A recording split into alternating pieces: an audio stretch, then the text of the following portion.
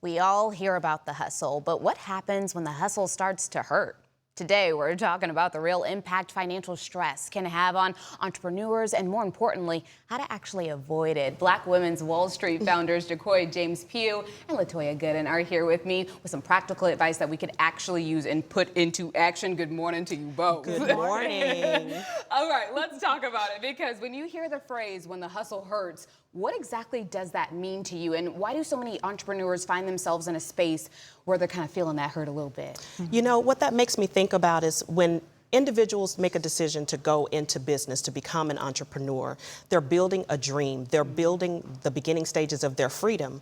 And then they realize suddenly that that freedom is now becoming a cage, it's becoming a hurdle, it's becoming an obstacle.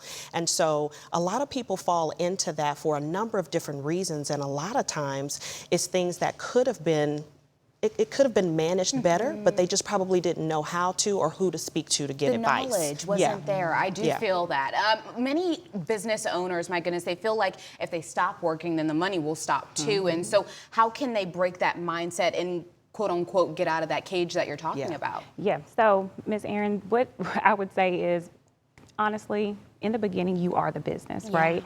So it's hard to be like, no, that would never happen, but that's not the goal, right? The goal is to build a sustainable business. In order to do that, that's gonna start with you having systems in place, delegation, okay? And it's even just, again, just having those things in place, really. That's really how it's going to break that mindset. So overall. basically, knowing your resources and having the correct people around you to say, listen, I'm in this situation, how do I get out of it? Because financial stress, I mean, my goodness, is one of the heavier stresses out of them all. I mean, my goodness. So what are entrepreneurs maybe not expecting, or what are they not thinking about that they're getting caught with, do you think? So I think, especially when you think about the economic climate that we're in right now, is a lot of people are not giving themselves enough room to budget for price increase. Everything has gone up, right? So if you have not taken into consideration maybe a 15 to 20% increase in what's needed with regards to your expenses, that's creating a lot of uncertainty when it comes to your expenses and your profit margins and things of that nature. Interesting. Okay, so what are some of the biggest financial mistakes entrepreneurs make, especially when they're first getting into the business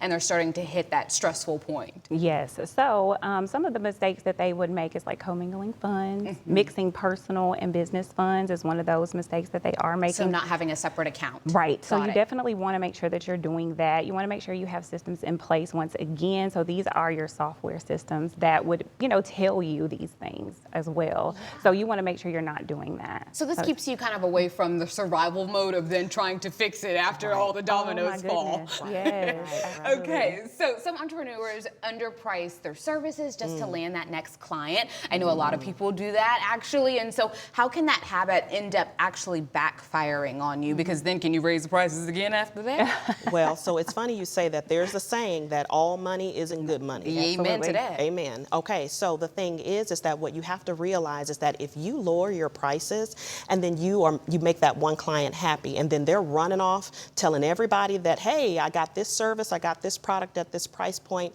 and then you're taking on all of these clients, you're having to work harder and you're working longer hours and you're not meeting where your needs are with regards to your time, with regards to your expenses, and it's just a vicious cycle. So it's really suggested to not do that. Especially in the situation that you were just talking about, expanding upon what you just said, and the fact where you find your space in the beginning where you basically are the business. You don't have anybody to delegate to just yet. And so when you're focused on the service, it's hard to focus on, like you said, the software systems, the taxes, the separate bank account, all those different things. It's a lot to juggle indeed. Would you recommend like a financial advisor or like someone to kind of guide? I would definitely say having a bookkeeper, somebody that is going to look at the smaller pieces of accounting, reconciling your receipts and your invoices, because if you can catch a lot of those things on the front end, it's going to make your life so much easier when you get to the end of the year, the tax year, things of that nature. So absolutely having your right team in place. Something as small as QuickBooks. Something as small as QuickBooks. And you can learn that online. Absolutely. You sure can. But also having the right people around you and vetting the people that you are trusting with your financials when it comes to your business as well. Do you think there is anything as far as entrepreneurs that they can do to create more financial stability for themselves? Just one step they can enact today. Yeah, so the first step, I'm going to say is take an audit of your personal life before your business life, okay? So you're going to want to, of course, audit both, but when you're auditing those life, when I say audit, I'm literally meaning you're going to sit down at your kitchen table, at your desk, you're going to have a piece of paper and you're going to write down, hey, where am I spending my most time, money, and energy at, and is it really honoring the goals that I have set for myself and for my business? That's a hard conversation to have, okay? you. Because when you look at that statement and you see how often you went out to eat, Yeah. you're like, ooh, Right. I'm not pouring into my business at all. Right. I'm pouring into the martini glasses. Yes, absolutely. Or even just business adventures, right? So when you're going networking, sometimes not all of the opportunities that are out there are meant for you. Right. Everything is not to be like, yes, yes, yes. You're not supposed to do that. Learn the word no. Yes. And that's also another hard conversation to have, indeed. Okay, let's talk emergencies, being able to fund multiple revenues, and just being prepared for life overall. Any steps as far as that? Because that can be hard to organize as well. One thing that we stress the importance of is you absolutely have to have an emergency fund. You never know when you'll get sick, especially when you have a lot of solopreneurs or micro business owners. Not having a plan in place, not having some type of a retirement fund, because you just never know. So it is crucial, it is vital in order to keep yourself and your business afloat. Yes. And so having those pieces in place, a retirement fund, speaking to a financial advisor, making sure that you have an accountant, all of those people are part of your team to ensure that you have what you need in order to be successful. So it sounds like basically a bunch of little necessary steps to lead to that big success overall. But the thing is, on social media, all you see is the big success, and you never see the little steps that get everyone there. And so if there's someone listening right now, they're an entrepreneur, the hustle is starting to get a little exhausting.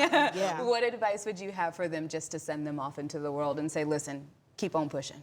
You know what, you really have to. If it's a dream and a vision that you were given, you have to honor that. And you have to be sure that you are doing the things that are in alignment with your mission, with your goals, and your dream. That simply put. I always say the Lord gives you dreams, but if you do not act on them, he will take that blessing and pass it on to somebody else. Yes. Okay? Yes. Event coming up quickly. Tell me a little bit about it. Yes, tomorrow, July 25th, a league of our own, The Power to Be. It's an intimate event that we're having at the Texas Rangers Golf Club in Arlington. And it's going to be for ambitious entrepreneurs, ladies, so that we can just have an honest conversation, an authentic conversation about being and not being performative. Ooh, I like that. Authentic connections and authentic conversations. Yes. I love it indeed. Thank you guys for being here Thank you this for morning. having us. Honestly, I learned a little something too. Hopefully you did